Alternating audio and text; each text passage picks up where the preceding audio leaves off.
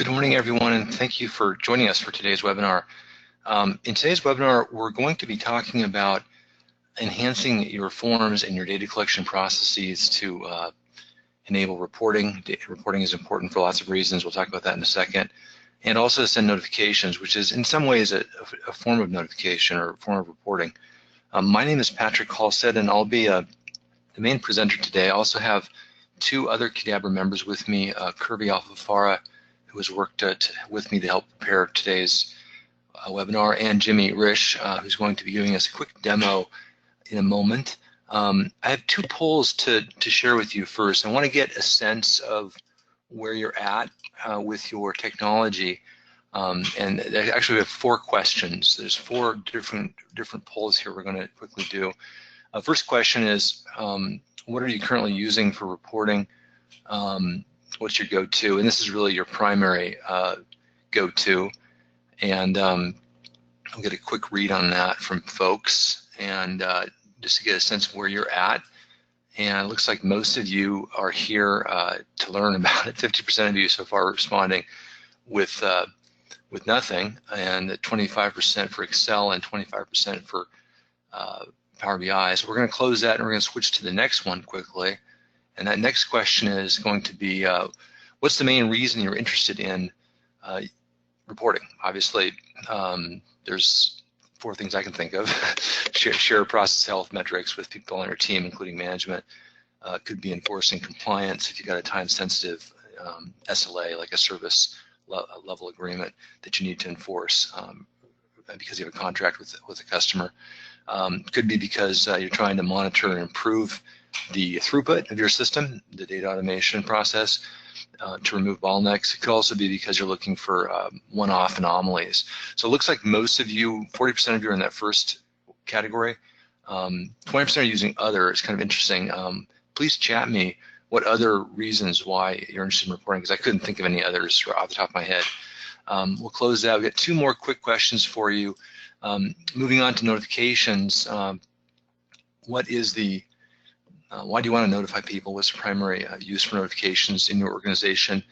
We're not using them, or SharePoint alerts is how we're using them. We're using SharePoint workflow. We're using Flow already. Microsoft Flow is new in 365. Another technology you might be using is if this then that, if IFTTT, Zapier. I'll show these as well. I'll introduce them today. We're not actually trying to cover the whole landscape, because there's a lot of people trying to do this app integration on the web. But we'll talk a little bit about it, and we'll also talk about one of our server-side technologies, Qdabra DBXL, that we've used in the past with lots of customers. I'm not going to spend a lot of time on that, but let's see. It looks like most of you are using, looks like we had 50% of you on SharePoint workflows, 33% nothing, and 17% on Flow already. That's great to see. We have done, and it looks like SharePoint workflow is taking the lead with 57%. Now I'm going to close this and ask one final question to get us all in the mood here for this webinar, and that is, well, why do you want to notify people? Is it task-based, you're trying to get them to perform an action? Is it merely informational, letting them know what's going on in your process? Or do you have some kind of like an emergency thing where you need to do something? Looks like almost all of you are picking that first one, and we don't have a lot of people voting yet. We're at 50%, 60% voted, and we're still at 87% for tasks. So I'll just give it one more second here. Looks like most of you are saying the first one there, and then we have a few people saying other. Once again, I'm kind of curious if you can chat me the other reason. I'd like to know about it. Okay, so that's the quick poll for today to get us in the mood. Now, before we start the webinar, we've got a lot of demos today. This is the first time we're doing this webinar, but I wanted to put in a quick plug for our Forms Viewer tool. Forms Viewer is the only tool out there today that will migrate your InfoPath forms as is, and that's important because it means 0 to minimal effort, which means very, very low cost to you.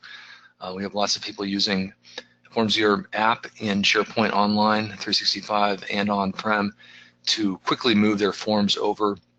We're doing a big marketing push this last month, and we're trying to finish it this month. We have a new web page going live with some testimonials on it and some videos.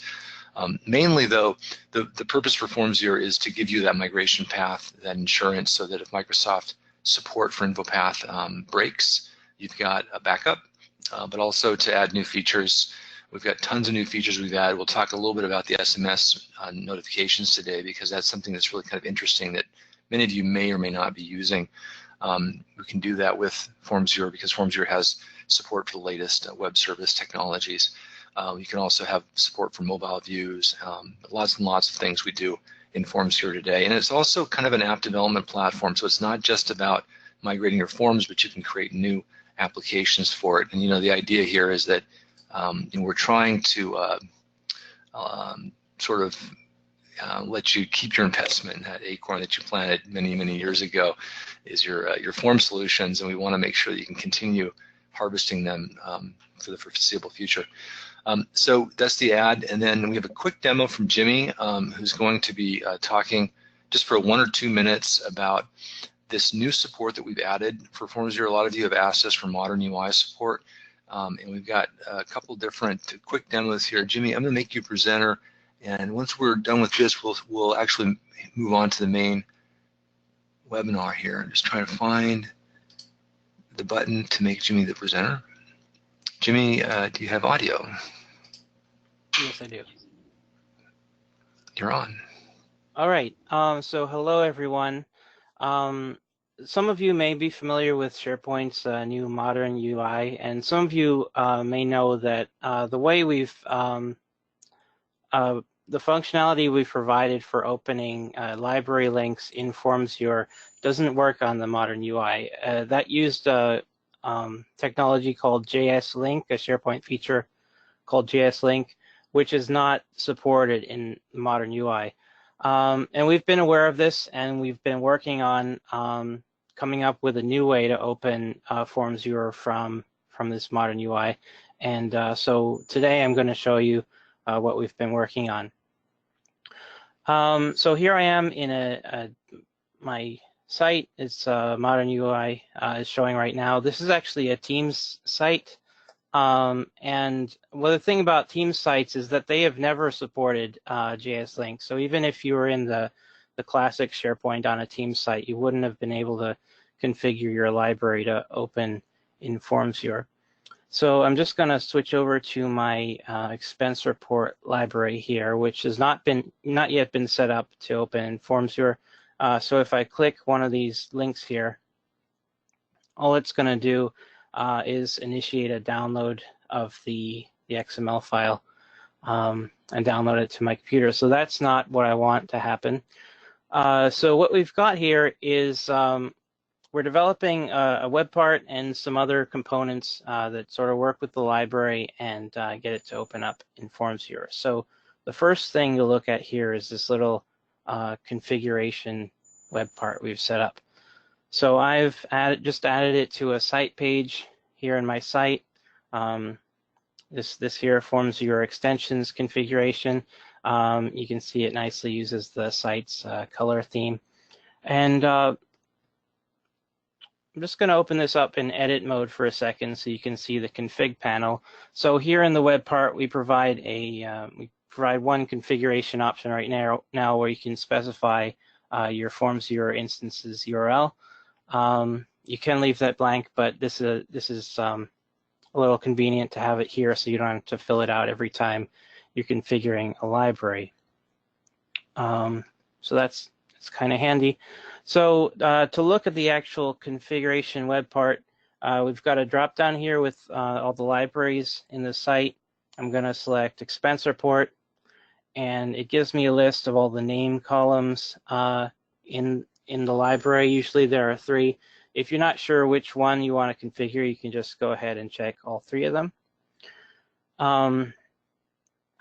And here's the FormsViewer URL. It's populated because it's specified in the config settings that I just showed you, but if not, you can also put the URL right here. You just take that URL from this FormsViewer main page.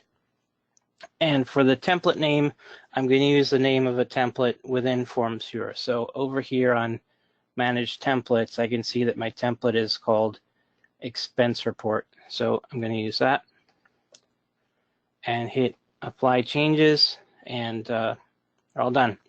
So any of you who have any experience dealing with that FV links JavaScript file for configuring libraries know that it can get a little hairy trying to modify the code and upload it to the right place and specify the path. So we've been able to greatly simplify this process with this new feature we've been working on.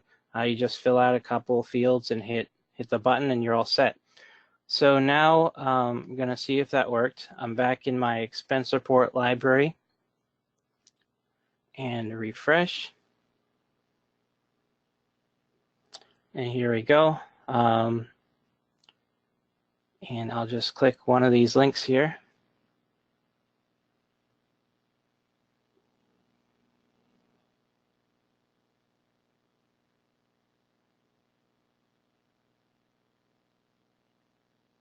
And there it is. There's the form opening up in Forms here. So that's what we've got right now. We're also working on something for opening up new documents as opposed to opening existing ones. We should be able to develop something for that as well. We've got something planned for that. So this feature is not quite ready for release at this point, but we should be able to have it out in the next few weeks. So just be on the lookout for it. Thank you very much, Jimmy. If you have questions, please feel free to chat, and we'll answer those at the end of the call. Today, let's see if I can actually share my screen correctly. Okay, so today, the main focus of this webinar today is to present Power BI and reporting techniques and notification techniques. And first, we're going to talk about reporting. And we're going to show several different ways. We're going to talk about what reporting is, and then we're going to do a demo. We're going to show data being pulled into the reports, and then we're going to actually submit a new expense report and show how the data changes in the report. We've got these 4 different techniques that we're going to quickly go over. Now, there are a lot of ways to do reporting out there. Microsoft has been doing Excel reporting and Excel services and all kinds of Power reporting for many, many years. We've done webinars and trainings on these in the past, but today we're really focusing on just 2 technologies, Power BI specifically and Excel. And the reason for that is that in general, Power BI is a client-side, I mean, they're both client-side reporting, but Power BI is meant for the browser, and Excel is meant for the, is still in the browser, but is also used outside of the browser by analysts to analyze the data in more of a deep fashion. So Power BI doesn't necessarily give the users access to all of the raw data. That's one major difference between these 2. Another is that Power BI currently is supported in 365. You can actually use it, the desktop version, outside of 365, but if you've got SharePoint on-prem, you can use it in 2013 or above. And it's really kind of meant for the cloud-based solutions out there today. I don't know if any of our customers are using it on-prem. There must be some, but anyway, there's 2 kind of modes with Power BI. There's actually 3. You can do Power BI desktop, which is the rich client. You can do Power BI on your 365 page and publish it as a web HTML. That's the first option here. And this allows you to share reports with users. Unfortunately, you can't refresh it, so it gives you you can do 8 scheduled refreshes per day, so you could do 1 per hour during business hours, which is fine, but you don't have that automatic real-time refresh.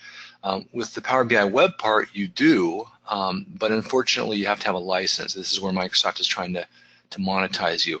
And so that's the major disadvantage there, and we'll show this in a second.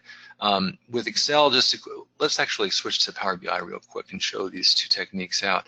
And I think, Kirby, I'm going to make you the presenter to show both of these techniques, but before we do that, I want to kind of show you what we're going to be doing for our expenses today. We've got an expense report, and what we're doing is we're taking that expense report, and this is a little bit different than the form you saw Jimmy open a moment ago. This form is, let's see if I can find the right one. I think this is the right form I want. I want to be in the reports library. So we have a library where we're actually filling out expenses. And you can see we've got our expenses here. These are forms that open in Forms Viewer. The forms open, and when you submit them, they write to two different lists. So we have an expense report list, that's the parent list, that contains there's a one-to-one mapping from the library showing one row here for each item that was submitted. And then we have the items. So if you have multiple items or a repeating table in your expense report, the list items table shows all of the details, okay? And that includes the amount, the category, the date, and so on. So we're going to be showing this this Power BI running off of these two tables. So it's a pretty simple example, and I'm going to switch, Kirby, to you to present the two different versions here, and I'll talk to it a little bit while you're presenting, and then we'll show you how we did it. Kirby? Can you see my screen now? Yep, looks great. Okay, so now I have here the charts that I made in advance. So as you can see, I created a pie chart for the expense amount by category. So this one retrieves data from the expense list items. And then this one, the bar chart, retrieves data from the expense report. So I just drag and drop the fields that I want to show in my charts. And then once I'm done with that, I published this report. And then now I can see it in the online counterpart of the Power BI desktop, which is the Power BI service. So once the report is here, so we can now share this to anyone from anyone to our organization. So right now I'm going to show you how to share this report in SharePoint. So now that we're done creating our Power BI reports, let's go ahead and collaborate with your. You can now collaborate with your coworkers and distribute the reports to them. So how are we going to do that? So we have two options here. The first one is to embed the Power BI web part in your site page. So let's go ahead and go to first in Power BI service and click on File menu. And here we have an option to embed in SharePoint Online. So we'll click that, and then a window will show up, and then we'll just copy this link. Okay, and then once that's copied, we'll go ahead and go to our SharePoint site pages. So I've already done that in advance, but for the purpose of this demo, I'm going to go ahead and create another one. So click on New and Site Page.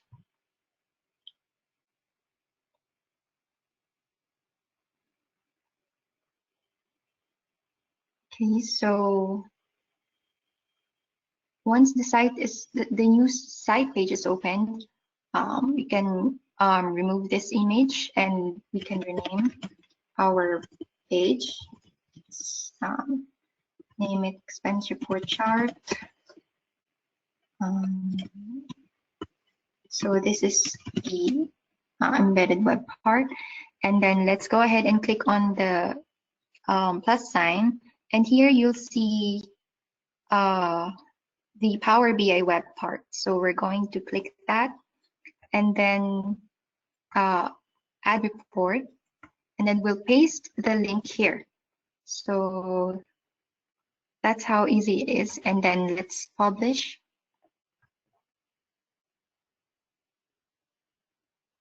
Okay. This only works in the modern UI, right? Right, Kirby? Yep. Yeah, this only applies to modern pages of SharePoint. So if you're using classic pages, you may need to switch to the modern UI. So I think, Joe, click you're the the load one. for Yep, sorry. okay. So right now we have the charts here. As you can see, we can also sort the data by category or amount. So the Power BI, when you share it, it's still interactive. So right now I'm going to show you how to I'm going to show you the other approach, which is publishing the report to web. So what you need to do is go again to File menu and click on Publish Web. And then we'll just copy again the link here. We can change the size and then copy the link and then go ahead and go to our side pages again.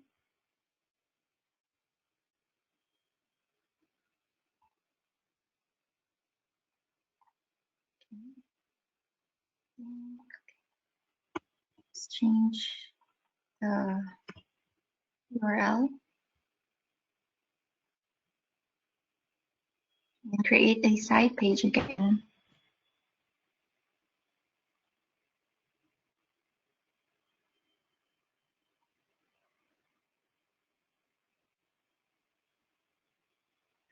Then we'll just do the same thing.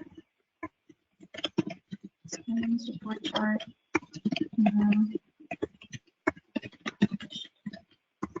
Okay.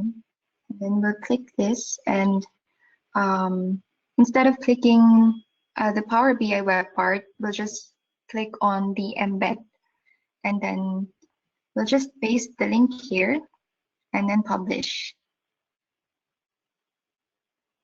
And then of course your viewers should have the access to your site in order to view this. So as you can see, the difference between the two approach is that this publish to web is you cannot sort the chart. You can only enlarge the charts just like so. So that's how you share Power BI reports in SharePoint. Well, that's great, Kirby. Thank you so much. That's a wonderful presentation. I'm going to quickly switch back to my slide deck here and just once again reiterate the reasons why one approach may be beneficial, more beneficial than the other. And let's see if I can do this again here, switching back. So yeah, so as Kirby was showing, obviously that there's two real approaches for sharing these Power BI reports with your colleagues. And the first approach is this second bullet here, Power BI web part. And this is the default. It gives you the real-time refresh. It also requires that you either have a space that's designated for Power BI, which involves licensing, or that each user actually have a license. And it, once again, it's modern UI only. So the other approach that doesn't require licenses is the publish to web approach. And the problem with this is that it doesn't refresh immediately. You can set up to 8 refreshes per day.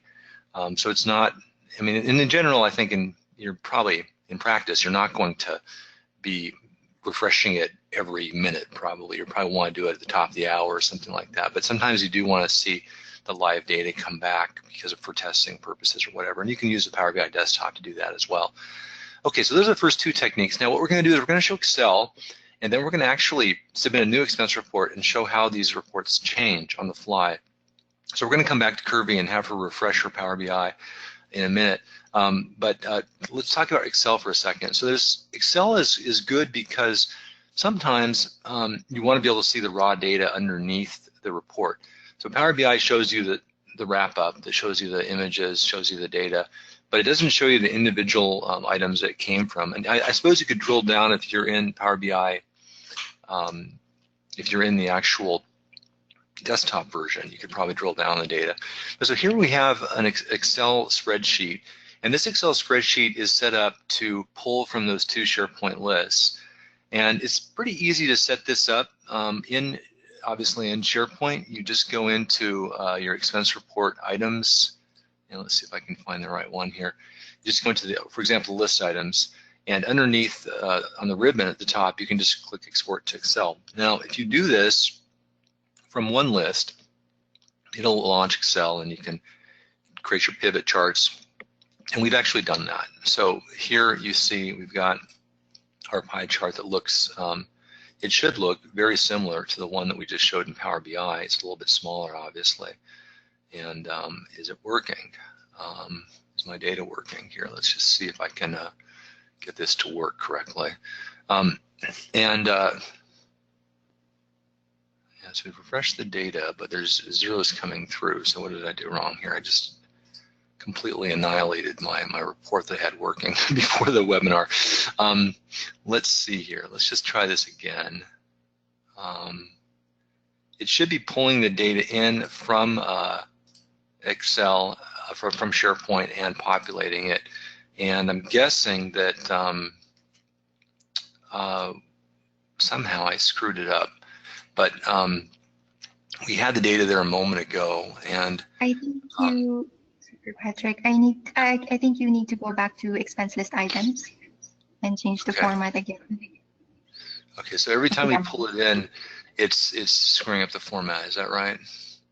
Because there's an issue here with the date. This actually it's not just the formatting, right? I actually have to go to text to columns, right? Do you know? Yeah. This is general. Yeah. So we'll go to make this currency, and then actually that looks pretty good there. But if this doesn't work, you can always go into data, and then there's this text column. Sometimes when you're pulling from SharePoint, it doesn't respect the format of the field. In this case, hopefully it'll come through correctly this time. And this is the count, but what I really want to see here is the sum. So I believe that I can go in here and change this, but because refreshing it is not going to change the actual type. This is just a pivot table, so we can actually change this here. Let's just see if I can get the edit working. The field settings is what I want. So I want to do field settings, and this should be a sum. It's still not working for some reason, but maybe I'll have you show this in a second, Kirby. Anyway, my point is that you can easily get your data exported from SharePoint to Excel. There are some issues, obviously, with the data transformation and the formatting, but in general, it looks pretty good. And the benefit here is that you can actually see where the data came from, so you can see every single line item. Now, we don't have a lot of sample data in this demo. But Excel works really well with large data sets. Power BI does as well. But this is a good technique if you're doing a lot of data crunching, or if you have a third-party service that you're trying to export the data to. So this is one approach. Now, SharePoint itself has limitations, and specifically the lists, they can go to 20,000 items or so, but then they eventually kind of degrade in terms of their performance. Microsoft has a hard limit on libraries at 5,000 items, but you can extend beyond that if you index the columns before you hit the limit. And with lists, there is no hard limit, but you'll see process degradation with the view performance as you get larger and larger. The other issue with lists is that the protocol that we're using to query the list is different. So if you're using Excel that's connecting to SharePoint, there's certain protocols that are used to query that data into Excel. If we use SQL on the back end, SQL Azure, then things are faster. And so we have another report that queries directly to SQL. Now, in order to get your data into SQL, what we need to do first is we need to actually map the data in. So we have a tool called DBExcel that we've used with lots of our customers to quickly map data from a form into a SQL database. So it's exactly like a SharePoint list or multiple lists. Each table is a separate list, as you can think of it that way. The benefit of SQL is that it's very scalable. So unlike the limits that I just talked about with SharePoint, SQL gives you the ability to go beyond that. Essentially it's limitless for all intents and purposes. So here I've actually uploaded my expense report in, and I've specified a mapping. So this mapping is very similar to the mapping that you need to specify in your form to map to those lists. So you're mapping the repeating data to those list items. Here we're mapping the data when it gets submitted to a table called expense list items. And so it's almost exactly the same. The one difference is that the order for the mapping is reversed. So in the SharePoint list mapping tool that some of you are familiar with, the XML will be on the left side and the actual column will be on the right. Here with this tool, it's inverted. So the column is on the left and the actual XML path is on the right. So this actually has the effect of mapping all the data as it gets submitted into these different tables in SQL. And then we can query SQL using Excel. Kirby, do you want to show that real quick? Sure. Thank you. So the difference with the Excel version that queries SQL Azure is the setup is slightly different. So, and I think maybe let's show them how you can actually connect to it underneath the data tab. Yeah, I'll just let you walk through it. Thanks. Okay, so we go to this data tab and select new query. And then since we're going to retrieve the data from an Azure database, let's click on this. And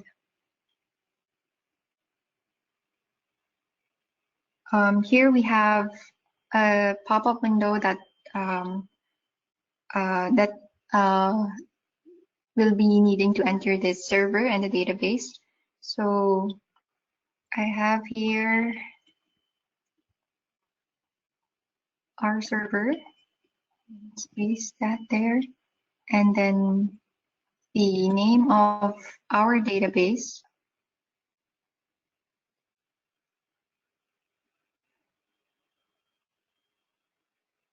So now it's loading all the tables from that database. So we can now select the table that we want to pull into Excel. So now you can just click on the expense report and load the data.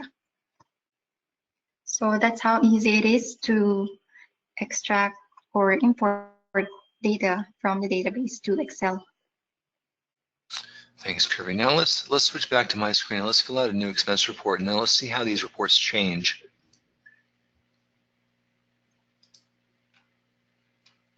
I want to thank everyone for their patience. We are going a little bit over our normal webinar limit today, and appreciate everyone sticking on the call. So I'm going to fill out an expense report form. So we're going to talk about notifications too, don't forget, but we're still going to finish the reporting stuff first. And so the first thing I want to do is I want to actually fill out a new expense report item. And I believe this is where I want to be. Actually, I want to be, so I want to go back to my expense report library and fill out a new expense report. So I'm going to create an expense report item that's actually very expensive, so you can see the change on the report as well as the Excel reports. And it should be the same change. It should be the same difference, because one of them is pulling from SQL. The form is actually submitting to SQL via that web service like we just mentioned. But one of them, and then the Power BI and the other Excel is also pulling from the list. So the Power BI can pull from SQL too, but today's demo we're only showing it pulling from a list. And let's just see if I can do this again here.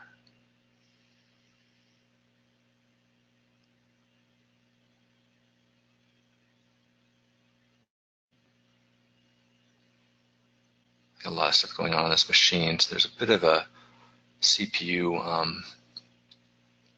I might have to kill some processes, but let's just see if this succeeds.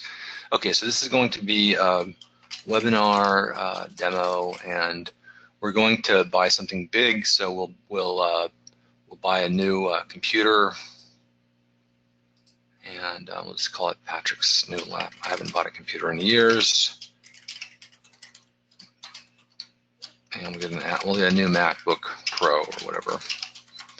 I like the Air actually, but for the purpose of this, we'll just say it's going to be $2,500. And you know, obviously, because this is large, I need to add a receipt, and I'm going to just fake it because I don't have a lot of time here and just put in a random receipt here from my desktop. This is probably, this is just a picture actually, but that will get me back past the validation. So we're submitting this large expense report without the correct receipt, but what we're really looking to see here is the difference in the Power BI report. And we'll just verify that this succeeds. And then Kirby, I'm going to switch back to you and have you refresh those reports, okay? Okay. Just wait until this finishes here. I probably should have attached a smaller receipt because it's about 2 megabytes. There's a little bit of a latency with the upload time, but there's also some other stuff it's doing here.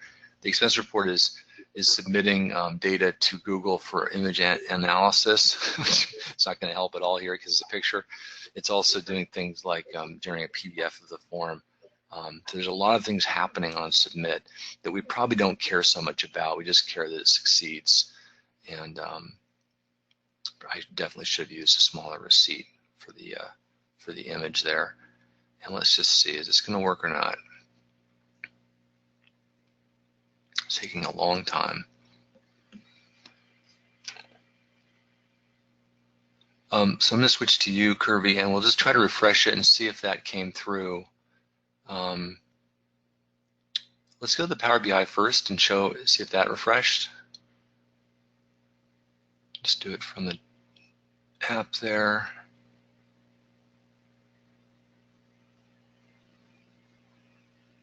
Is it live, or do you have to actually click on a button to refresh it? I should know. You're clicking on it, so it hasn't submitted yet. Maybe we should try to submit something with a smaller image.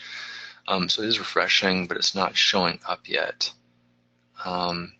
Let's go to the Excel that's pulling from the database and see if that one has updated yet.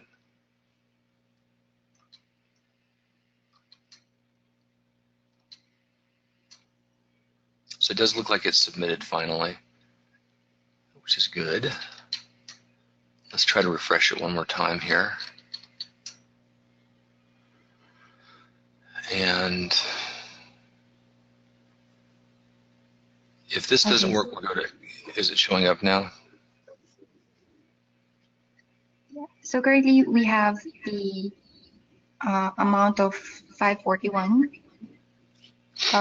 for Patrick, and then we'll refresh this to see if it's going to be updated.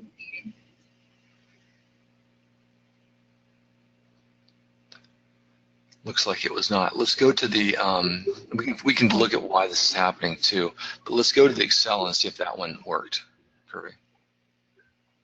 First time we're doing this webinar. Okay, so it's not updated because I clicked on it earlier. So here you can see the webinar demo. Yeah. Great. And did Power BI come through as well? Let me just try it again.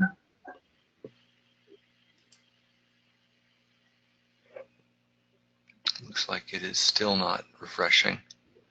Okay, well, once again, there are some differences between these technologies. So the Excel is going to be much more real-time than the others, and maybe that's the takeaway here.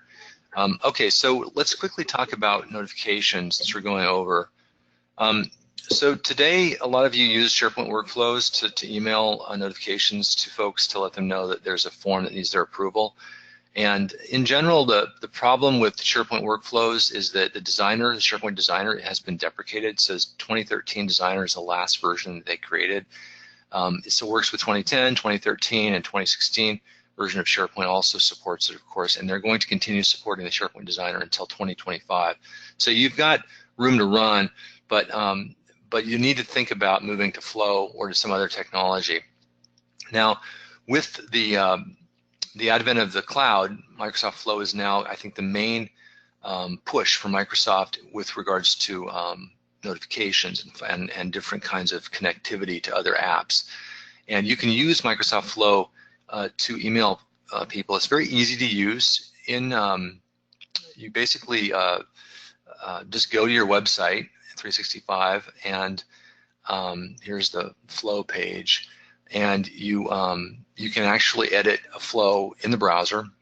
It's quite a nice UI, and let's just quickly show you the team flow we have. We have a flow that's associated with the expense report, and it is you can see it gives us some metrics, and it allows us to actually dive in and look at the actual flow. If we click edit flow, we'll see actually how it's put together. And this is a great UI. It's very easy to intuitive to use, and Microsoft, of course, improved upon, I think, other workflow technologies like Nintex that actually had this kind of a visual flow before. But you can see that if the expense report is submitted, then we're actually sending an email out. If it was just saved, we're not. And then, of course, if it was approved, we send an email back to the submitter saying that it was approved. So it's pretty simple.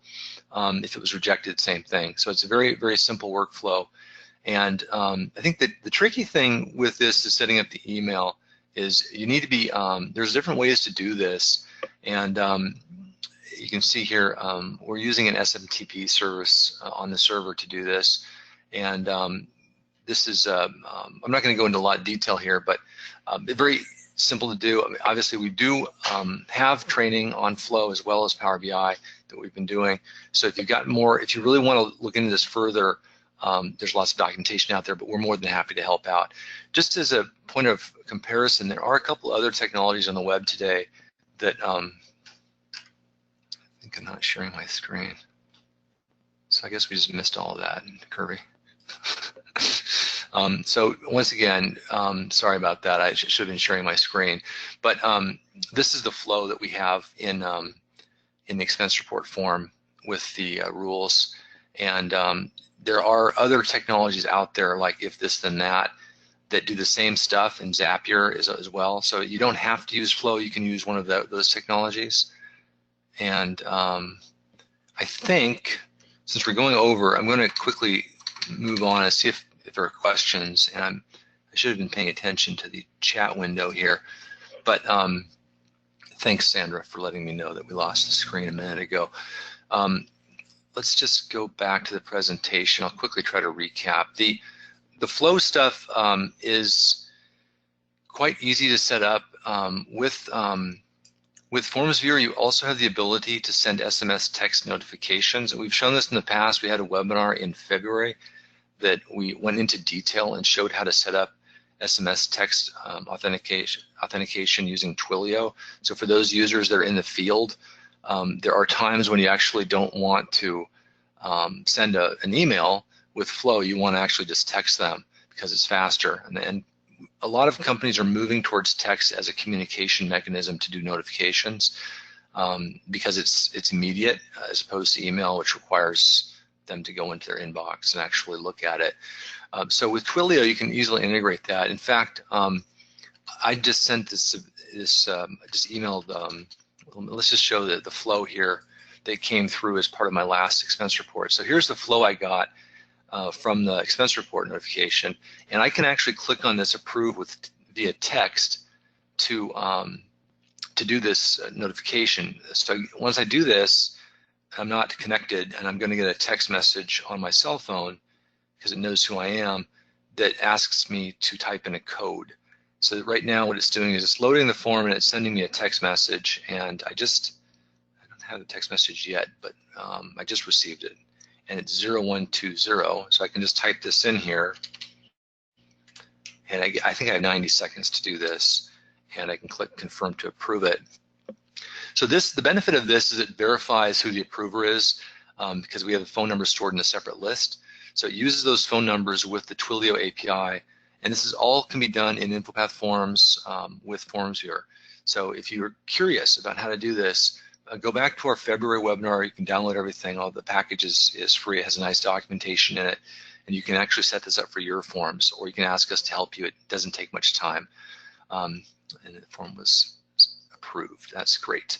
Okay, so let's wrap this up then. And I want to, I guess, mention that there are other techniques for notifying folks. And you can use, like I said, If This Then That or Zapier. They're very similar to Microsoft Flow. In fact, they're precursors to Microsoft Flow. Microsoft Flow was kind of built on top of Nintex, but also these technologies like If This Then That and Zapier, which were popularized on the web many years ago. So Microsoft Flow is kind of taking the best ideas from everyone out there, and they're trying to build it into 365. And it's really a good technology right today. They've done a really good job of it, and it's free if you have a 365 account. It doesn't work if you have on-prem, but there are ways to get it to work if you do a hybrid 365 solutions. So finally, I think we did our demo. We showed the SMS text with Twilio at the end, and we showed the expense reports getting updated. We showed Power BI. Power BI was not refreshing, but Excel did. So I guess let's just wrap this up and ask you if you have any questions. And I appreciate those of you who are still with me. I know that we had a little bit of a demo glitch there, sharing the screen glitch. Does anyone have any questions? It looks like Abhishek has one. Can we publish Excel graphs and slicers to SharePoint 365 with the auto refresh option? Yeah, so you actually, with Excel services, you can publish your Excel reports to 365, and there are some limitations. I know that the graphs work. I'm not sure about the slicers, but I'm guessing that most of that technology, if it doesn't work today, they're working on getting it to work in the browser. And the benefit is that you don't need to have Excel on the client. So thanks for that question, Abhishek. Good to see you back here. I haven't seen you in a while. And if there's no other questions, we will be doing a webinar again this month. We try to do these every week or two. We've had a little bit of an outage this quarter because we've been working really hard to get the new version of Forms here up. But I want to thank everyone for coming to the webinar today, and we'll upload the webinar video along with the package. Kirby's done a great job of actually wrapping up and documenting these techniques. We've got several PDFs to show you how to create Power BI reports.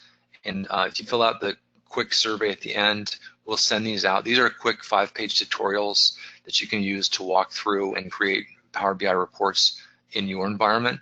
And we've got about 3 documents here along with the webinar Excel files, and you can look at how we did things. The data connections won't work, but you can go through the PDFs that we include in the package, and you can take a look at it. And if you have any questions whatsoever, feel free to reach out to us. We're here for you. And if you want a free hour of help looking at your solution, please let us know. Have a great day. Thanks, Kirby. Thanks, everyone. Thank you, Patrick.